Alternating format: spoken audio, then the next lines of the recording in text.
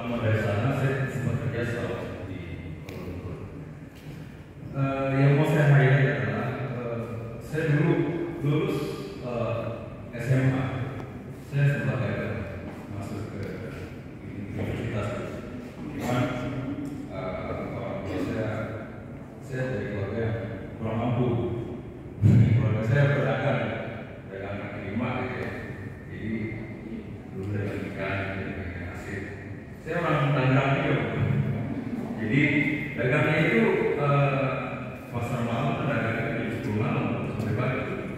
Jadi waktu saya tidak lulus, jadi saya nganggur setahun. Jadi saya dagang berangkat dari 10 malam sampai pulang jam 5 pagi. Cuman ketika saya nggak lulus itu, waktu itu kan pakai koran ya, koran yang rumahnya pakai subuh tuh saya ingat, ibu saya Maria, saya udah yakin dalam hati, kayaknya saya nggak lulus. Terus benar, saya ngecek nomor saya gitu. Nah, saya melihat ibu saya, air mata ibu saya itu, waduh, saya hancur diri saya, hati saya bertekad kalau bukan saya harus lulus. Jadi walaupun saya dagang berangkat malam, pulang pagi itu saya belajar sendiri, tidur cuma 4 jam. Saya harus lulus. Saya ambil yang paling tinggi, saya harus lulus UI. Dan itu benar, lulus. Jadi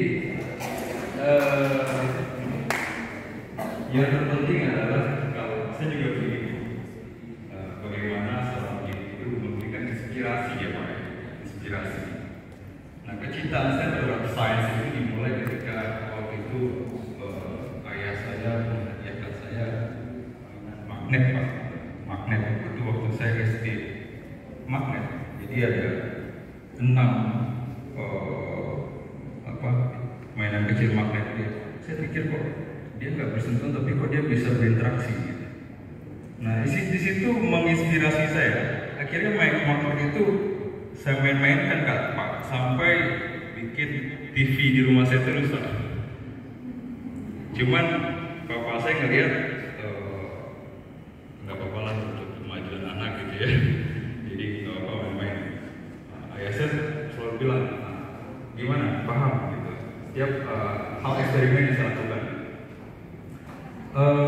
Kemudian saya dulu di SMP teringat dengan guru fisika saya, namanya Pak Laude Amuri.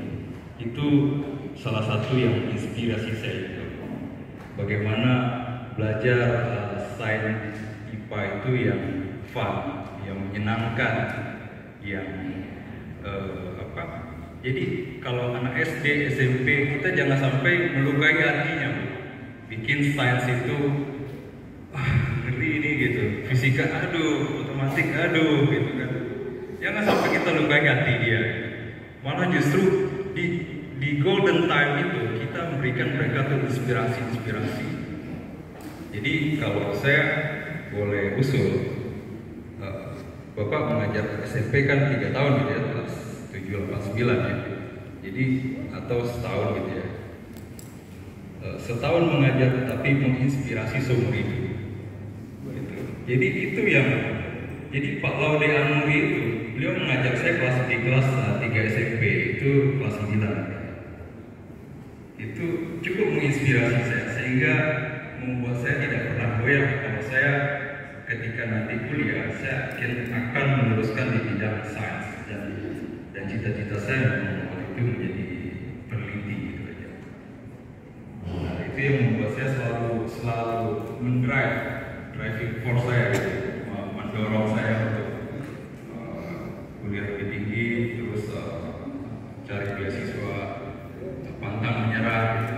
Jadi ya mudah-mudahan Bapak Ibu menjadi sumber inspirator untuk anak-anak muda. Ini kayaknya udah nggak tahan nih mau dia meluncur roket ya. Jadi salah satunya roket air ini Bu, ini dari alat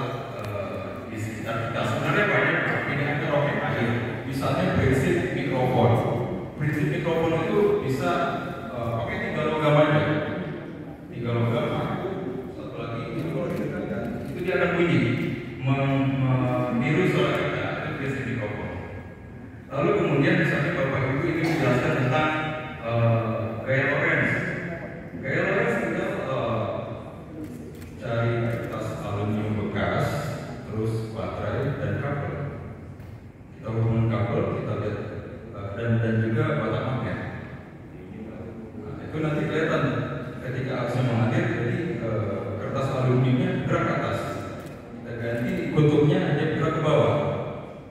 Nah, itu jadi untuk memahami sains bisa kita lihat di sekeliling kita. Tidak perlu hal-hal yang mesti lihat yang bagus, fancy. Ternyata di sekeliling